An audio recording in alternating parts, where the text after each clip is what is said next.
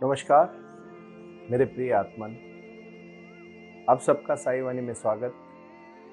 और मैं आज खासकर सभी पूरे विश्व के साई भक्तों को प्रणाम करना चाहता हूँ, क्योंकि दिन ब दिन ये सब काम बढ़ते ही जा रहा है और बड़ी खुशी होती है। हम हल्के होते जा रहे हैं, काम बढ़ रहा है, मतलब ज़्यादातर लोग जुड़ रहे हैं और ज़्यादा समस्याएं कम होती जा रही है। प्रश्न तो वही के वही थे पहले, बट अभी बहुत सारे प्रश्न कम होने लगे हैं और उनके उत्तर उनको खुद को ही मिल रहे हैं। मैं इतना ही कहना चाहता हूँ कि ये जो ध्यान धारणा है, ये ऐसी साधना है, ऐसी शक्ति है, ऐसा अभ्यास है जिसको लगातार करने से आपको फल मिलता है। लेकिन वो लगातार करने का जो धैर्य होता है, खासकर साई वाणी का लक्ष्य ही यही है कि लोगों के जीवन में सकारात्मक बदलाव आना। रोटी, कपड़ा, मकान, शिक्षा और आरोग्य के प्रति अडिग होकर हमने जो प्रयास शुरू किया और उसको जहाँ तक लोगों तक हम लेके गए, उसमें काफ़ी अच्छी तरह से हमें सहयोग मिल रहा है। इस बात की खुशी है।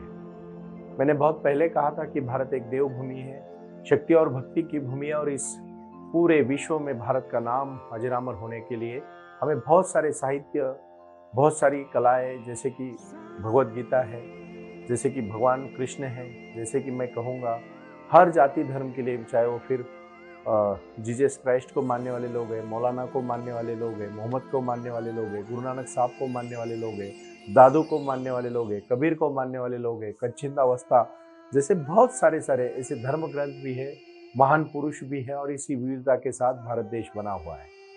साई वाणी, साई क्रिया, साई ध्यान और साई योग को जब हमने 2 अक्टूबर 2023 से प्रारंभ किया, निजी स्वच्छता में योग का महत्व बहुत है।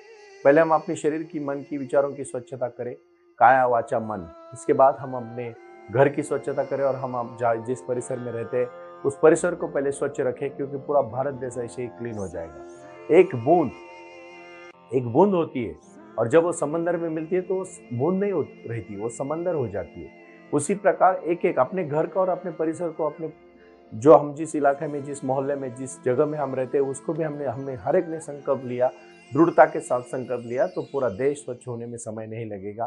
क्योंकि स्वच्छता ही सबसे बहुत महत्वपूर्ण अंग है, चाहे वो मन की हो, चाहे विचारों की हो, चाहे वो किसी भी शरीर की हो, या किसी भी संस्था की हो, ऑफिसेस की हो, कार्यालयों की हो, घरों की हो, सरकारी दफ्तरों की हो, कहीं की भी हो, उद्यानों की हो, बगीचों की हो, रस्तों की हो। देखो, अब जब बाहर के देश के फोटो भी हम गूगल में देखते हैं, अभी मैं तो 20-22 राज्यों में, देशों में, बाहर के बहुत सारे जगह में मैं जाके आया हूँ, मैंने देखा वहाँ कितनी सुंदरता है। सुंदरता यहाँ भी है। हमारी नदी देखेंगे और वहाँ की नदी देखेंगे तो फर्क इतना ही है। उस प्रकार मैं एक बहुत अच्छी तरह से यहाँ सबके लिए एक संदेशा देना चाहता हूँ। जो आज का प्रश्न है, जो मिताली शंकर ने पूछा है, मिताली ने पूछा है कि वो मिताली 33 इयर्स की एक महिला है, और मेरी बहन ने, उसने मुझे पूछा है कि सुनील जी, मैं बहुत प्रयास करती हूँ लेकिन मेरे से ध्यान होता ही नहीं। कभी कभार 1-2 मिनट के लिए मैं शांत बैठने का प्रयास करती हूँ, हजारों विचार मन में आते हैं। आप हमें समझा दीजिए कि ध्यान की बाधाएं क्या है और ध्यान करके क्या फायदा होने वाला है। मैंने कहा है बहुत पहले, साई वाणी प्रारंभ करो, जारी रखो। शिरडी के साई बाबा ने जो आशीर्वाद दिया है, जो मेडिटेशन के माध्यम से लोगों ने लक्ष्य शुरू किया है, और साई वाणी का प्रारंभ भी इसी कार्य से हुआ है कि आपके जीवन में सकारात्मक सोच आए, बदलाव आए, और जो कार्य आप कर रहे हो उसमें और तेजी से करें और अच्छा कार्य करें। मैं छोटी सी कहानी से बहन जी मैं शुरुआत करना चाहता हूँ। कहानी बड़ी प्रीतिपूर्ण है। कहानी एक अंधे आदमी की है, और वो अंधा आदमी एक राजा के एक दरबार में जाता है और उसको सजा दी जाती है। कुछ उसने गुनाह किया होता है, और वो सजा उसकी ये होती है कि उसके पास, राजा के पास एक महल होता है बहुत बड़ा, और उसमें 1000 दरवाजे होते हैं, और हर दरवाजे के बाहर ऑल होती है। लेकिन एक ही 999 दरवाजे के सामने ऑल होती है, भिंत होती है। सिर्फ एक ऐसा दरवाजा होता है, उसके सामने भिंत नहीं होती है, उसको वहीं से बाहर निकालना होता है। अभी वो तो थक जाता है, बट बाहर निकलने की हर कोई कोशिश करता है। वो उठता है, निकलता है, उसमें पहला दरवाजा खोलता है, बाहर जाता है, सर पे लग जाता है, पूरा लहू खून निकलता है, लहूलुहान हो जाता है। फिर दूसरी बार वैसे करता है, फिर तीसरी बार करता है, चौथी बार करता है। 500 बार करने के बाद उसका हौसला कम होने लगता है। 900 टाइम, 999 बार के समय में 900 टाइम वो करता है। 900 टाइम के बाद एक समय ऐसा आता है कि उसको लगता है अभी दरवाजा मैंने खोला है, बाकी आगे धड़कने से तो क्या सर को ही लगने वाला है और खून ही निकलने वाला है, तो इससे ऐसा करता है कि फिर से दरवाजा बंद करके दूसरे दरवाजे की तरफ चला जाता है। कहानी है, बट समझ लीजिएगा उस समय ही वो जो दरवाजा उसने जो टाला, जो समझा कि अभी मैं थक गया हूं, मुझे लगने वाला है, मुझे सर को लगेगा, फिर से खून आएगा, और वो थक चुका है, मन से हार चुका है। ध्यान करने वाले लोगों का यही समस्या होती है कि वो मन से बहुत बार हार जाते हैं, प्रयास ही ठीक से करते हैं। बराबर है, आप अंधे हैं, आपको ध्यान पता नहीं है। जिस दिन ध्यान पता चलेगा, मैं लिख के देता हूं आपको, आपका लक्ष्य और आपकी विचारधारा उसी के प्रति चलेगी, आपकी पूरी शक्ति उसी कार्य पे लगेगी और आप महान कार्य करने लायक बनोगे, काबिल बनोगे, वरना कुछ नहीं कर पाओगे। रोजमर्रा की जिंदगी में जियोगे, सुबह तक शाम तक वो ऊर्जा खर्च करोगे, दूसरे दिन रात को खा पी के सो जाओगे, दूसरे दिन उठोगे, फिर वही करोगे, यही करते करते जिंदगी खत्म हो जाएगी, कुछ बड़ा काम नहीं होगा। इसीलिए 125 करोड़ का देश है, किसी से कंपटीशन करने की आपको जरूरत नहीं सिवाय आपकी। आपका आज का गुरु मंत्र है, आप सिर्फ अपने से कंपटीशन करो। किसी ने कितना ज्ञान प्राप्त किया, इससे आपको क्या फर्क पड़ता है।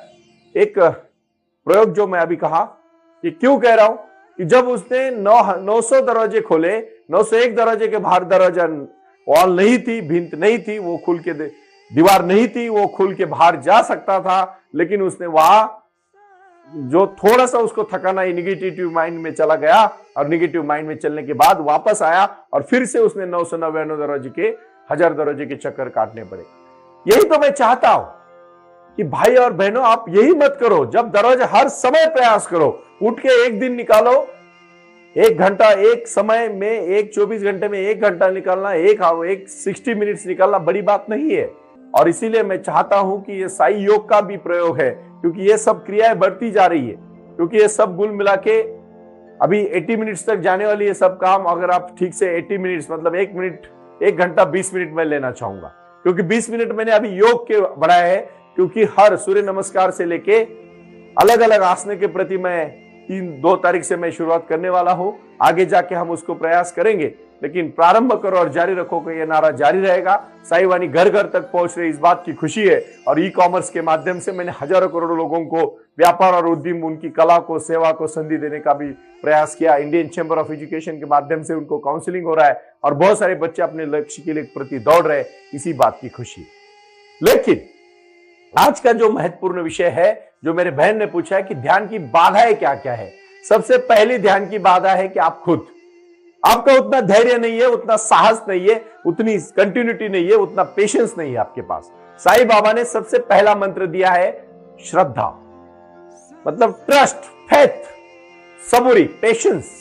उसी प्रकार आपको किसी भी हालत में, जैसे मैंने पहले आज पंचसूत्री आपको देता हूं, ध्यान करने की 5 बाधाएं बोलता हूं और ध्यान करने के 5 फायदे बोलता हूं। आज की साईं वाणी इसी मुद्दे पर पूरी हो जाएगी। सबसे पहला मुद्दा आप समझो, पहली बाधा है धैर्य कम है।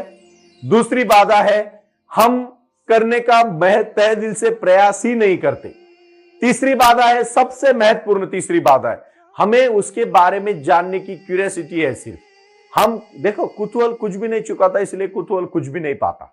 अगर सिर्फ आप क्यूरियोसिटी से देखोगे कैसे हो रहा है तो कुछ नहीं होगा। अब जब उसमें कूदोगे, पानी में अगर तैरना है तो बुक पढ़ के या किसी नहर के किनारे पे खड़ा होकर आप सीख सकते हो क्या? क्या स्विमिंग पूल के बाहर खड़े हो क्या आप पानी में तैरना सीख सकते हो क्या? क्या करना पड़ेगा आपको? पानी में कूदना पड़ेगा। ध्यान करने के लिए प्रयास करना शुरू करना पड़ेगा।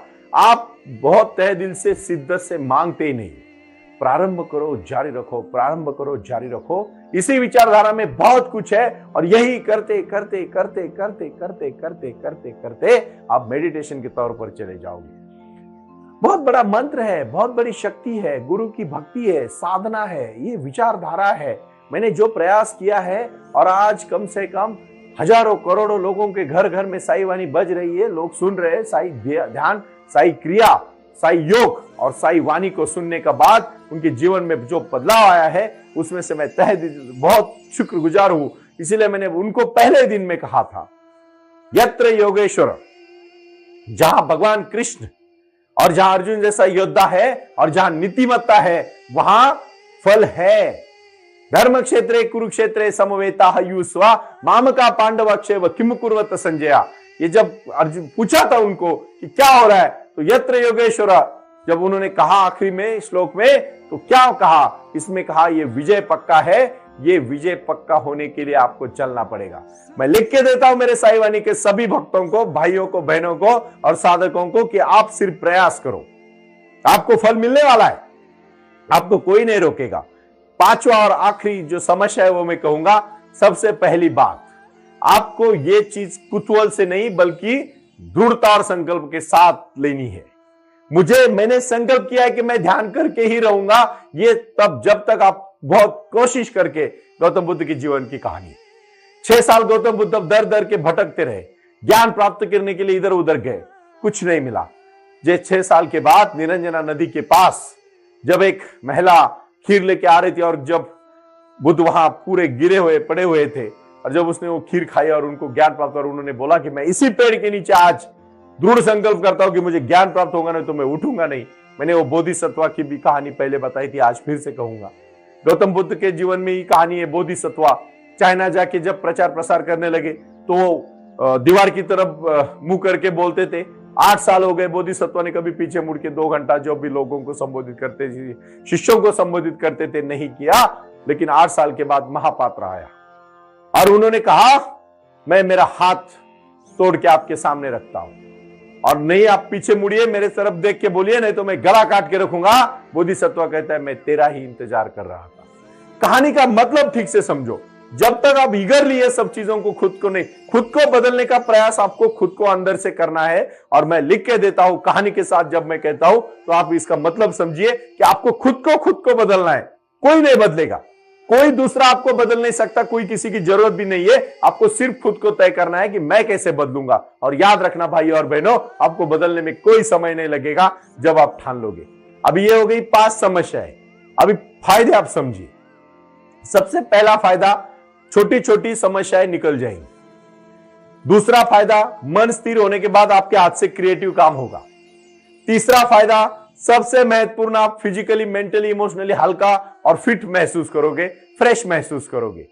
चौथा, सबसे महत्वपूर्ण पॉइंट है, आप अपने जीवन के लक्ष्य के बहुत करीब जाओगे। और किसके लिए आप जन्मे हो, आपका क्या लक्ष्य है। और आपके, मैं बोलते हैं ना, चंदन के पेड़ को खुशबू खूब अंदर से आती है, उसको बताना नहीं पड़ता कि उसकी खुशबू आ रही है। उसी प्रकार आपके जीवन में आपके सब रिलेशन अच्छे हो जाएंगे, लोग आपको मिलने के लिए तरस जाएंगे, खुश हो जाएंगे, और आपका एक दोस्ती का एक ऐसा उनके साथ माहौल बनेगा। इसी सबसे चौथे महत्वपूर्ण बात की है कि हमारे जीवन के रोजमर्रा की जिंदगी की बहुत सारी समस्याएं निकल जाएगी। और 5 और आखिरी फायदा मैं दिल से कहना चाहता हूं, आपको सही जीने का मकसद मिल जाएगा। अगर कोई दुखी है, जिसको कोई एंजाइटी है, जिसको कोई, बहुत सारे लोग को अटैक आते हैं, कौन से अटैक, जो पैनिक अटैक, जो बहुत घबरा जाते हैं, एंजाइटी होती है, बहुत डर लगता है, वो सब निकल जाएगा। मानसिक तौर पर मैं कहता हूं, मन जिसका मजबूत होगा। देखो ये बात समझिए ठीक से, मैं पूरी तरह से जीवन बदलने का प्रयास क्यों कर रहा हूं। अब जब मेरे सेमिनार में लोग आते हैं तो मैं सबको कहता हूं, खासकर मैं अभी हर जगह पे पर्सनली जा रहा हूं और लोगों से जुड़ रहा हूं, तो मैं लोगों की समस्या देखता हूं। जब 1-2 महीने होने के बाद, सुनील जी हमें बहुत अच्छा लगने लगा है, हम मेडिटेशन करते हैं क्योंकि हमें अच्छा लगने लगा है। जो लोग बहुत परेशान थे, उनकी परेशानियां कम हो चुकी है।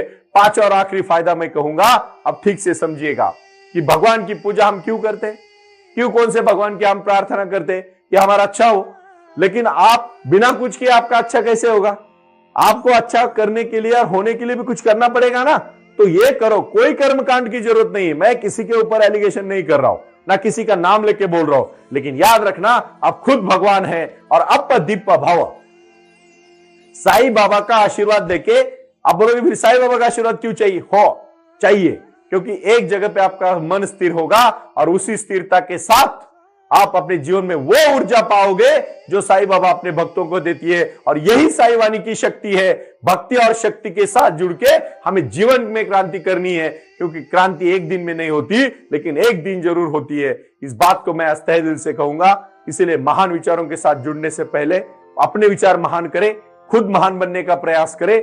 आप बताए मत आप महान है, आपके आचरण से, आपके व्यवहार से, आपके बातों से, आपके विचारों से, आपके कार्य से, और आपने जो ज्ञान प्राप्त किया है उसको समाज में लाने तक का जो आपने प्रयास किया है, उसमें समाज के लिए जो आपने सेवा की है, लोगों की जो सेवा की है, उनके रोजमर्रा की जिंदगी में जो आपने बदलाव लाया है, वो सब विषय में आपके जीवन में क्रांति होगी। क्योंकि आखिरी में मैं कहूंगा, खुद के लिए जियोगे भाइयों तो खत्म हो जाओगे, लेकिन दूसरों के लिए जियोगे तो याद रखना जिंदगी भर नहीं 100 पीढ़ियां तक याद रखोगे, क्योंकि जो दूसरों के लिए जिया है उसी का ही नाम आज अमर हुआ है, वरना बाकी लोगों को तो लोग यूं ही भूल जाते हैं। इसीलिए प्रारंभ करो और जारी रखो। यही आज के साई वाणी का संदेश है। प्रणाम।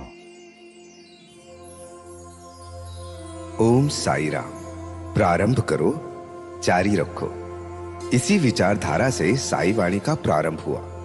शिरडी के साई बाबा का आशीर्वाद पाके खुद अपने जीवन में एडवोकेट डॉक्टर सुनील नाना साहेब करपे जी ने साई वाणी के इस कार्यक्रम को प्रारंभ करते हुए 21वीं सदी को सही में साई बाबा के आशीर्वाद से लोगों के जीवन में बदलाव एवं खुशियां लाने के लिए साई वाणी का प्रारंभ किया। लगातार लोग साई वाणी को सुनते आ रहे हैं। साई कृपा जो साई ध्यान से जुड़ी हुई है, क्योंकि मेडिटेशन ही एक ऐसी शक्ति है जो जीवन में क्रांति ला सकती है, बदलाव ला सकती है और खुशियां दे सकती है। लेकिन उसके लिए प्राणायाम बहुत महत्वपूर्ण है और अपने संकल्प के प्रति अडिग रहकर उन्होंने प्राणायाम की श्रृंखला को अपनी शक्ति से जोड़ा और उसको साई क्रिया के माध्यम से साई ध्यान के प्रति वो लगातार लेके चले गए। इन सब क्षेत्रों के लिए एक ऐसा परिक्षेत्र होना चाहिए जहां लोग आए और रुके। शिरडी में साई बाबा के समाधि के आशीर्वाद के बाद उनको ज्ञान और ध्यान दोनों की शक्ति देने का प्रयास किया जा रहा है। इसीलिए साईं बाबा की 65 फुट हिंदुस्तान की सबसे बड़ी प्रतिमा बनाकर वहां बाबा का मेडिटेशन सेंटर खोला गया है। साई आंगन इस नाम से यह जाना जाता है। देऊळगाव गाड़ा, तालुका दौंड, जिला पुणे, यहाँ साई आंगन की और बारामती क्षेत्र में साई आंगन में इसी क्षेत्र की निर्मित करते हुए उन्होंने यहाँ निजी व्यवस्था के साथ बच्चों के लिए गुरुकुल सिस्टम का इंग्लिश माध्यम का स्कूल, जहाँ बच्चे पढ़े और जहाँ बच्चे गुरुकुल में रहकर गुरुकुल के माध्यम से गुरुर ब्रह्मा गुरुर विष्णु गुरुर देवो महेश्वरा गुरु साक्षात परब्रह्म तस्मै श्री गुरुवे नमः इसका ज्ञान ले पाए। इसी के लिए इसे पूरी तरह से सीबीएसई एवं गुरुकुल के माध्यम से बच्चों को एक सुजान एवं भारत का एक ज्ञानी और अच्छा नागरिक बनाने के लिए वे ये कर रहे हैं।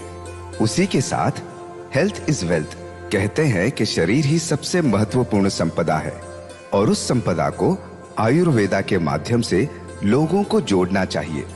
इसीलिए उन्होंने यहाँ साई वाणी आयुर्वेदा हॉस्पिटल की भी निर्मित की है और उस कार्य के लिए वो पूरी तरह जुड़ चुके हैं। पूरे विश्व से लोग साई क्रिया और साई ध्यान के माध्यम से जुड़ रहे हैं और इसीलिए उन्होंने साई वाणी trust.org इस ई कॉमर्स की भी स्थापना की है। इस ई कॉमर्स के माध्यम से हजारों करोड़ों भाई बहन को उन्होंने व्यापार करने के लिए प्लेटफॉर्म दिया। उनकी कला, उनकी क्षमता, उनका ज्ञान लोगों तक पहुंचाने के लिए साई वाणी trust.org बहुत बड़े लेवल पर महत्वपूर्ण प्रयास कर रहा है। इसीलिए यहाँ आए। ये बाबा की नगरी है। यहाँ बाबा का विज्ञान, बाबा का आशीर्वाद एडवोकेट डॉक्टर सुनील नाना साहेब करपे जी के साथ लोगों तक पहुंच रहा है। हमसे जुड़े रहने के लिए आज ही साई वाणी के ऑफिशियल यूट्यूब चैनल को सब्सक्राइब करें या अधिक जानकारी के लिए संपर्क करें 9604050607। ओम साई राम। प्रारंभ करो, जारी रखो।